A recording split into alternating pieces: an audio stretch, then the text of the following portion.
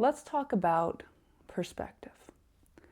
Perspective's an interesting thing because depending on where you're looking and who's looking and from where, it shifts.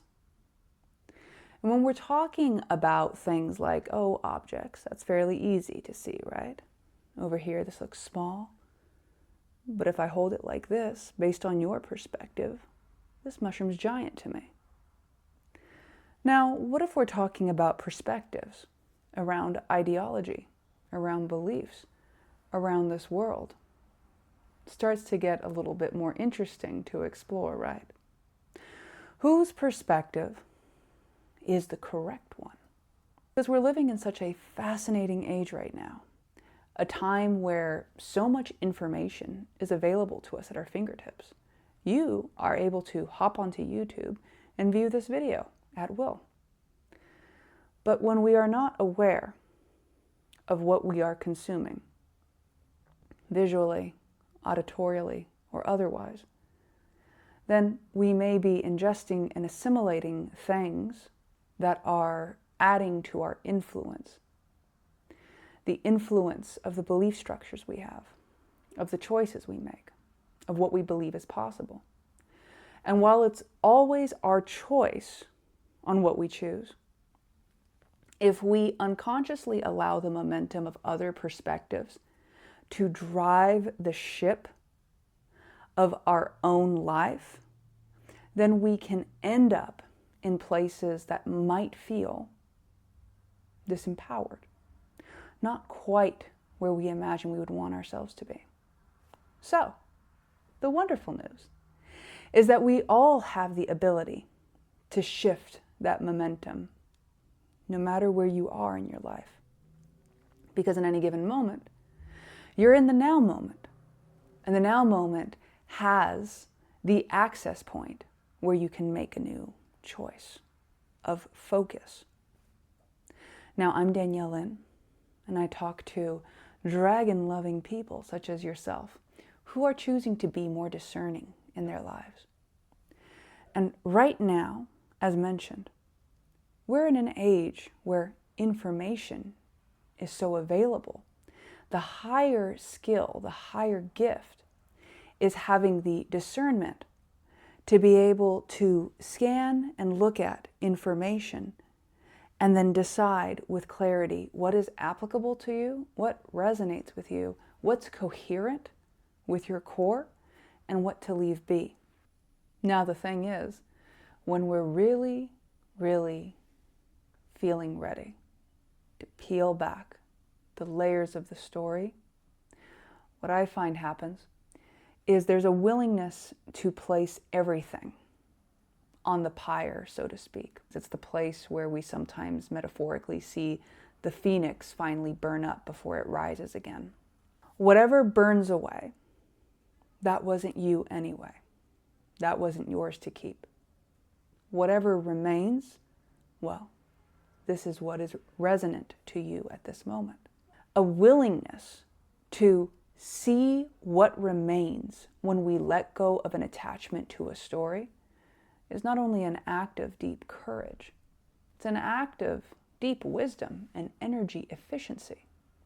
So many of us waste so much energy from a certain perspective. I'm going to use the word waste. Sounds cool today. So many of us have done that from a certain perspective because it is not energy effective to hold on to an outdated pattern or outdated way of being if that's not connected to the core of who we truly are and what we truly resonate with. Because when we hold on to outdated patterns, they usually lead us to acting in ways in which we go very long routes to attempt to arrive at our destination. And so the ability to discern comes from our ability to be deeply, deeply honest with ourselves about what we care about, which is often connected to the root of who we are. Now, one might say, Danielle, who we are is an ever-changing experience And we are constantly discovering and reinventing ourselves moment by moment by moment. And I would very likely agree with you on that topic. But from my perspective, it would be even more authentic to say, well, then who you are is the curiosity expressed in its purest form in action in that moment, to the highest degree of coherence with your values as much as you're aware of them in that present moment, and giving yourself permission to express them in this life in all the ways that you know how, while, let's just say, honoring your values. And what that means in so many fancy words is, if you give yourself some permission to cut through the story, or to shift up and take a look at the story from a really objective place, you might notice some places where you've bought so deeply into the experience you're having right now that you might be able to offer yourself a new avenue instead of going about the same pattern the same way. You know, you might even consider this video just one of the permission slips you're offering yourself to say, there might be something you've revisited lately. Let's just say this current challenge, whatever the current challenge is that you're chewing on. You have an opportunity right now to approach it in a lateral, what's called a lateral approach way, something different. Now, this is not about denying the challenge or ignoring it, but nor is it about getting immersed in it and attempting to problem solve it all the time. It's about approaching it in a completely new way. I'm going to share with you a real interesting experiment about perspective and about how our brains work, if you're up for it. Okay. We're going to use my handy dandy mushroom tool. And in this case, you can use whatever you want. I'm going to use the mushroom tool. You can use your finger if you like, or any object that you have that you can lift up easily with your hand. Here's what I'll invite you to do. Place this object, let's say right in front of you, just so you can see it. And you can choose, in this case, I'm choosing this side. You can choose whichever side correlates with whichever hand you're holding. All right. So observe it here. You're going to be looking straight forward. Observe it here. In this case, I'm tilting my eyes slightly to see it. Now, looking straight forward, start to move the object into your peripheral. You can check it a few times if you want. All right. Now, move it. It's probably going to be like somewhere right about here, maybe close to your ear. But move it to your peripheral just enough so that you can see it from the corner of your eye, okay? So if it's an object, it's this. If it's your finger, it might look like this. All right. Now, this is going to be a funny one because you're watching me look at the object. But in this case, you can follow along with my voice if you like and look straight ahead and then be aware of the object. So what we're doing, we're going to play with perspective for a little bit. We're going to play with perspective, sight, and mind. So, as you might know, our mind is really good at creating images and filling in blanks. Whatever you have in your peripheral, your mind has an understanding of what it is, because you know what it is. You placed it there, whether it's your finger or an object, what have you. Now, if you like, if you want to do this experiment, here's the steps. First, go ahead and give yourself permission to say, for this experiment, I'm going to completely forget what I'm holding up next to me. I'm going to give myself some permission to just pretend that I forget exactly what it looks like. I am going to allow my eyes, not my brain, but just the eyes, to inform me on what they are seeing from my peripheral. So, in other words, we're asking the brain to play along and not tell us what it's seeing. Now, when you open your eyes again and you engage your peripheral, go ahead and without looking to the object here, keep looking ahead, go ahead and attempt to describe what you are seeing to yourself. In my case, for example, I see a red blob that appears to be on a floating peach disc. I'm seeing if I note anything else here. It's interestingly challenging from this perspective to describe it, because it is like the colors and the shapes are moving as I attempt to perceive them from the corner of the eye. So, observe the same for yourself. What do you notice? Now, we can go ahead and bring the object or item in front of us again. Allow our eyes to perceive it, allow ourselves to see it, recognize it. We can see it very clear from this place right in front of us. This experiment with perspective works the same way we sometimes deal with philosophies, beliefs, and ideologies. When they are just out of our peripheral, we feel like we know what they are. We form these ideas and these stories about them. This thing over here, okay, I know what it is because I've seen it before. It's this, this, this. It's shaped like this, or I believe it's that. My brain constructs a thing of what it is. But if I release the story or the mental image of what I think it is, and I allow myself to begin perceiving, there's this uncomfortable moment where I don't actually have a definition for what I'm looking at.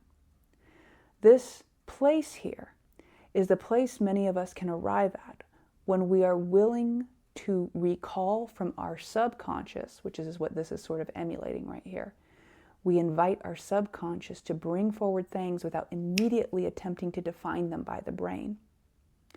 And when we do this with curiosity, it might at first feel a little discomforting to the mind because the mind loves definition.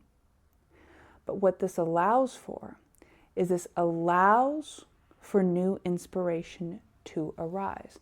Now, this example I'm doing here with us with the eyes and the peripheral are to give you a view of how the mind fills in things automatically, but you can instruct the mind to pause and allow yourself to experience something in the moment. Now, this is not to say that the mind, we want to not do anything with it. It's to say that when we begin assuming that we know what things are without giving ourselves a chance to perceive in a new way, then we may be blocking ourselves off from new potential inspiration or information. Simply being able to perceive a familiar object with a new peripheral, from my experience, gives a very interesting sensation. Did you experience it that way?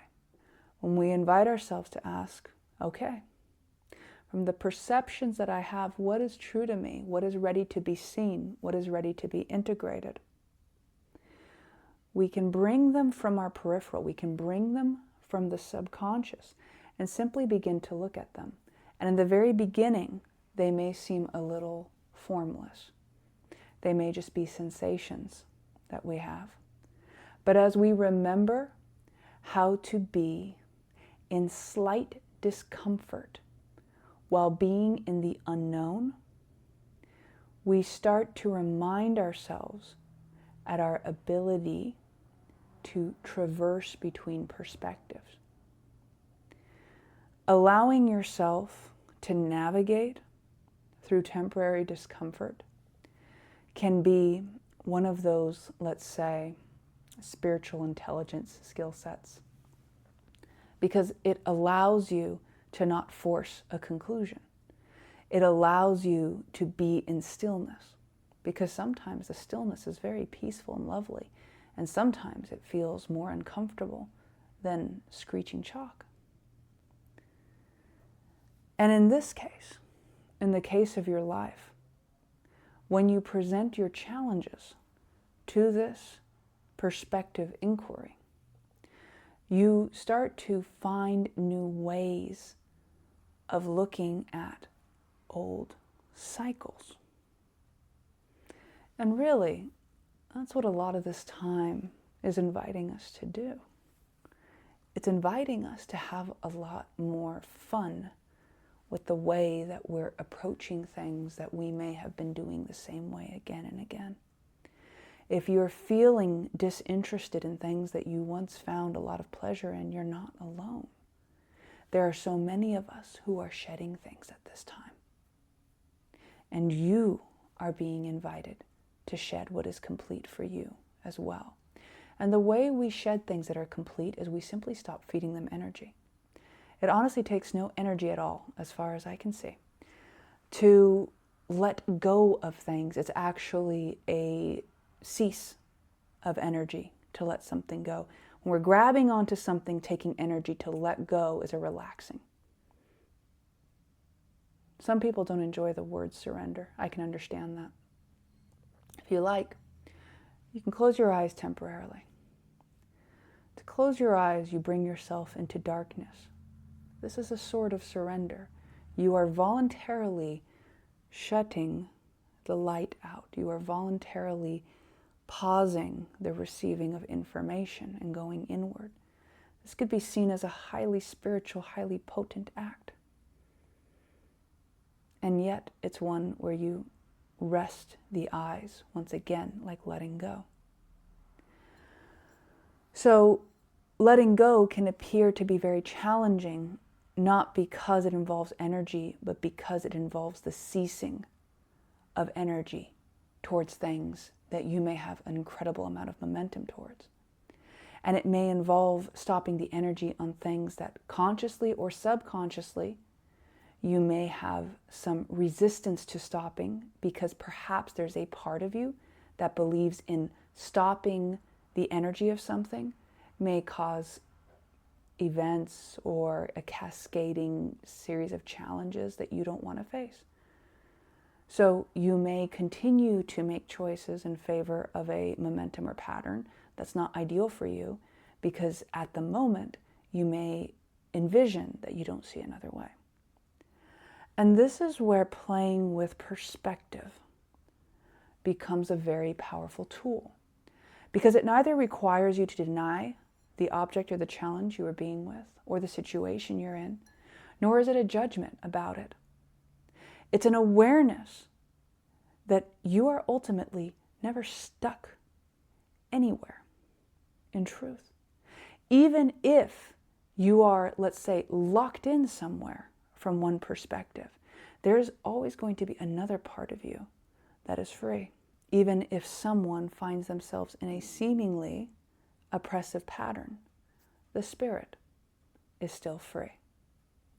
And it's your ability to be curious that can assist you in finding the ways to make new choices in each present moment that are the most loving for you, given whatever beliefs and momentum you currently have active right now.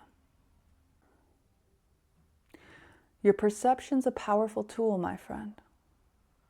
It's one for you to utilize in all the ways that you find joyful. And it is yours to govern. I understand we live in a world where there's a lot of, let's say, grabs for our attention. And I invite you, if you like, to be curious where you place yours. At present, I would invite you to check out my description link. I will be in New York in a few weeks, hosting another Flow Mastery event at the time of putting out this video. This is a live event. We will be able to connect if you choose to go to it. I will be co-hosting it with my colleague Joseph Rodriguez. And together, we will be amplifying your flow, our flow, and the flow of all who attend. I will also be beginning a resonance shift experience in the Self-Alchemy Lab at the top of the year. You are able to check that out for yourself as well. The Flow Book will also be helpful at this time. That is a free tool that you can access.